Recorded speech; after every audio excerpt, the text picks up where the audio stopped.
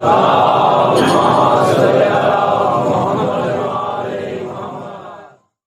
شخص آیا اور آ کر کہنے لگا کہ میں آپ کا بھائی ہوں.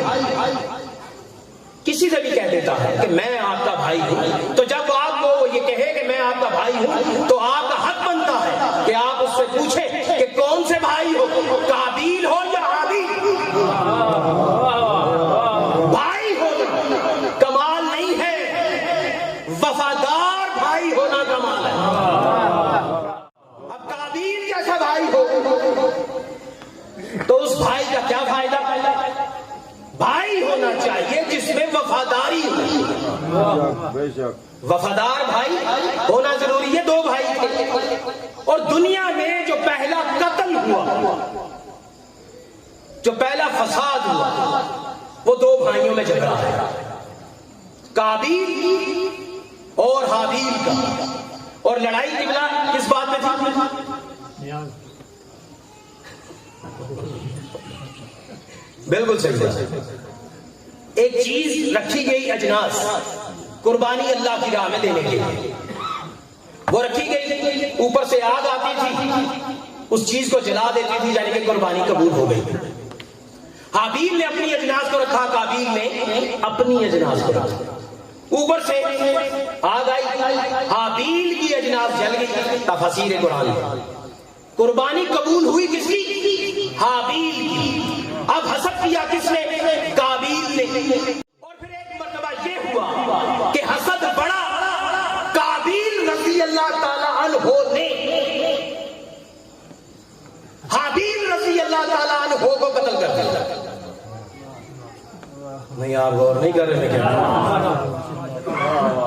آپ نے غور نہیں کیا, میں جملہ دوبارہ پڑھ دیتا ہوں. قابیل رضی اللہ تعالیٰ عنہ نے حابیل رضی اللہ تعالیٰ عنہ کو قتل کر دیا. یہ میں بھولا نہیں ہوں, میں ایف آئی آر سے ڈرتا ہوں. کہیں قابیل رضی اللہ تعالیٰ عنہ بھی کسی کے مقدسات میں نہ ہو.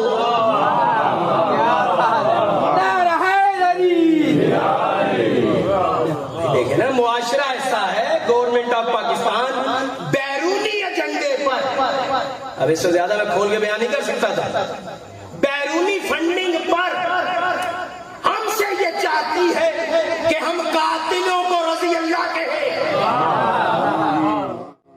وہ بیرونی ایجنڈے میں چاہتے ہیں تو ہم کہہ دیتے ہیں, لیکن ہم پڑھیں گے ضرور.